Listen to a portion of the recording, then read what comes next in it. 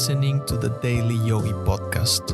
Every weekday, I'll share timeless yogi wisdom in bite-sized relatable lessons you can apply immediately to help you expand your perspective on life.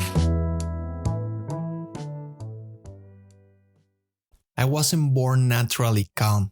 I wasn't always even-tempered, and I didn't control my emotions. During my teenage years, I used to be very explosive, which was beneficial for things like playing soccer. I would play with such passion and force that it was very difficult for strikers to get past me. My explosiveness was great for playing competitive sports, but it wasn't great for other aspects of my life. I used to get triggered easily and would slam doors in front of my mom and siblings when we were in the middle of an argument or where things didn't go my way. In those moments, I didn't look good, I didn't feel good, and I ended up regretting such impulsive behaviors. People who loved me sometimes felt fear around me, expecting me to burst out with anger anytime there was a conflict. I identified with such emotions, repeating to myself and other people that it's who I am and I cannot change it. But I did change it. I was always curious, and that led me to a lot of self-discovery and learning, which gradually helped me tame such bad impulses.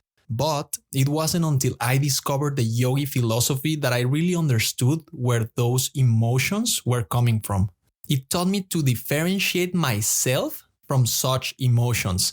It gave me a new perspective that reminded me that I am in charge. It taught me to sit in silence and observe my thoughts.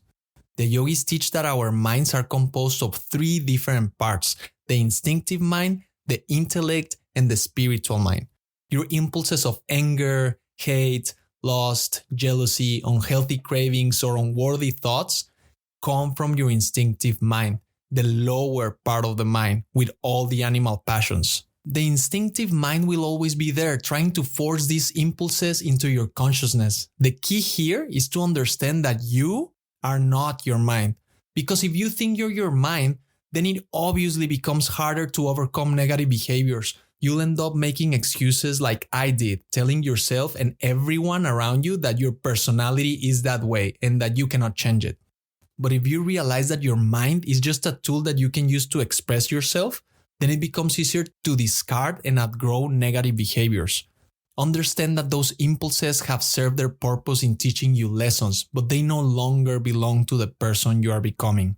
We all have inner beasts, and our duty is to tame them, one by one. Thank you for listening.